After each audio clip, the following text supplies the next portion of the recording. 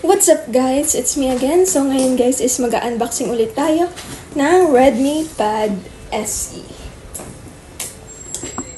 So ito guys, kaya ko binili is for notes sa college. Kasi ang bala ko dapat bilhin is iPad 10th Gen. Pero napaisip ako na ang mahal nun. Tapos ito pwede pang gaming. Ang bilis ng gaming processor nito, yung GPU nito.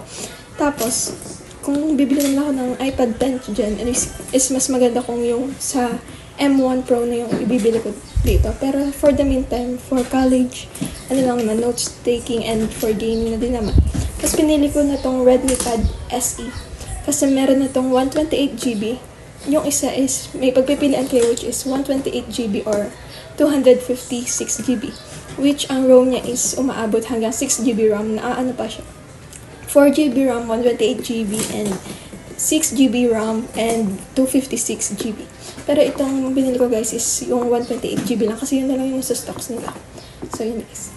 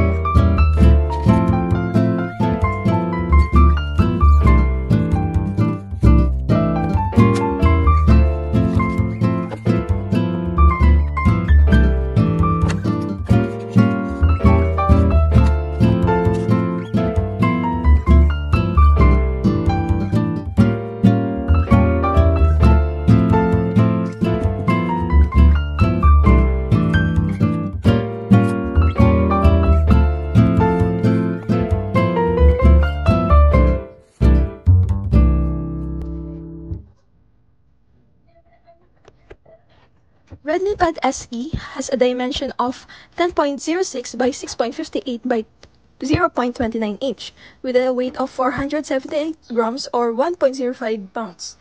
Its build is glass front, aluminum back, and aluminum frame.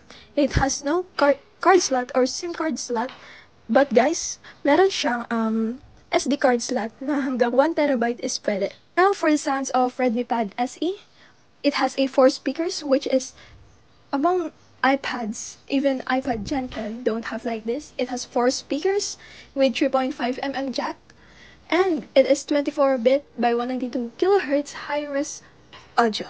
And now for the platform of Redmi Pad SE, OS is Android 19 MIU iPad 14, but you can upgrade it after you buy on the store for HyperOS. For its chipset, it has Qualcomm SM6225 Snapdragon 680 4G. For its CPU, it has octa-core 4x2.4GHz Cryo 265 Gold and 4x1.9GHz Cryo 265 Silver.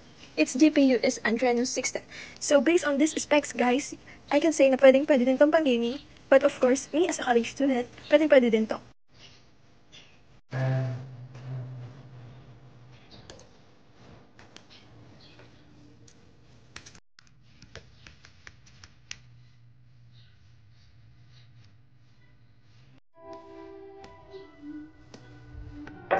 Alright, okay,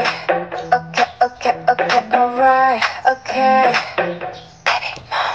And for the Redmi Pad SE display, it has a IPS LCD 90Hz and 400 nits. Its size is 11 inches. Resolution has 1200 by 1920 pixels, 16 by 10 ratio, and 207 ppi density. Now for the sounds of Redmi Pad SE, it has a 4 speakers, which is among iPads, even iPad Gen 10 don't have like this. It has 4 speakers with 3.5mm jack, and it is 24-bit by 192 kHz high-res audio.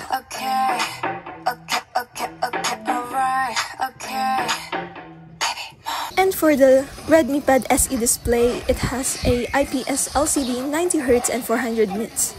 Its size is 11 inches. Resolution has 1200 by 1920 pixels, 16 by 10 ratio, and 207 ppi density.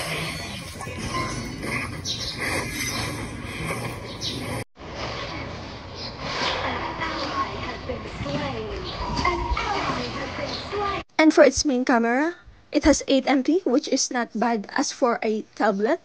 And for a selfie camera, it has a 5MP with an ultra-wide specs. And for its video, it has also 1080p at 30 FPS. So, my best review for Redmi Pad SE is sobrang ganda. Worth it yung 9K na binili ko.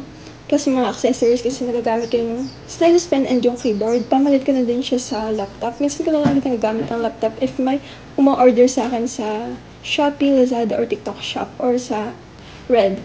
So, ito naman, mabilis siya. Hindi siya naglalag kapag naglalaro ng ML, Mobile Legends, or ng HOK, or Honor of Kings. So guys, ito, papakita ko sa inyo. Ito yung notes ko na ginagamit sa school, sa university. Yan. Okay, papakita kasi. Yan. Pwede yan maglagay ng pictures or etc. Highlights, take notes for aesthetic vibes. Yeah. So, tapos ito naman, pwede ka din mag-drawing for IBIS Paint. Ang masasabi ko lang dito guys is, ang ganda. Tapos naka-stylus pen ka pa, worth it. So, yan guys. Dito din ako minsan nag-edit ng t-shirts for online shops. Then, ito. Ongoing kasi lahat guys. So yan, no lags, di mo maanong, sa murang halaga guys, meron ka ng tablet and napakaganda niya. So, ano pa ba masasabi mo? Kung balak mo naman bumili ng iPad 10 Gen, mas maganda nang bilhin mo ito, Redmi Pad SE, kasi sa Redmi Pad SE, sa 9K mo is may 128GB ka na, unlike sa Apple na 10th Gen version or iPad Air 4 or 2, yung luma na may pindutan sa Apple. Mas preferred ko ng iPad SE kasi hindi siya ganun kabilis ma-drain ang battery at kung mag-charge ka is nasa 30 minutes is mafu-full mo na ang charge if your charge is just 50% at nag-charge ka 30 minutes lang is mafu-full mo na yung kanyang battery life. At ang kagandahan pa dito guys is pwede mo siyang gamitin kahit saan. Naiilagay ko din siya sa bag ko ng DR, which is backpack na kulay green. If nakikita niyo siya sa vlog ko nung una, vlog ko with my classmates, nandala ko yung aking DR na bag. Kasya siya doon, and it's lightweight guys. Hindi siya ganun ka. Kung bibili naman kayo, if you will compare Redmi Pad SE sa Xiaomi Pad 6, mas magaan to. Kasi 470 grams lang siya guys. Hindi siya ganun kabigat. So lightweight, yeah. And also, ginagamit ko lang din siya sa mga Gmates. Mas comfortable ako gamitin itong Redmi Pad SE tablet kesa sa laptop kasi ang bilis din malobat ng laptop ko. And here in Redmi Pad SE is niya. Hindi siya ganun mabilis ma-drain ang battery kaya nagagamit na din ako ito. And one more thing guys is ito. Hindi ko siya naipakita sa una kong video kasi ito. Meron din siyang ganito guys. Like this, kung gusto mo mag-note, then gusto mo din magtingin sa iba, pwede mo siyang lagyan ng ganito. Two-sided siya. Tapos pwede ka pumunta dito. You can watch TV or any videos. And sa Spotify, pwede din. Exit mo lang ito. Tsaka man, ito guys, pindutin nyo lang din itong top part. Ano yung makikita din ka ganun. Kung gusto nyo magpatugtog sa Spotify, yan. Ito lang siya guys. Lagay nyo siya sa top. 3 tabs siya. Then, ito. O, diba guys? Then, play. Voila. Oh, di ba guys? Swak na swak na ang bilhin dito sa Redmi Pad SE. So, yun lang guys. Thank you for watching this unboxing and reviews for Redmi Pad SE. Yeah. So, ito guys is not a paid advertisement. Binili ko sa Jato for my college and note-taking activities sa school. That's all and goodbye. Thank you for watching guys. See you again next time around.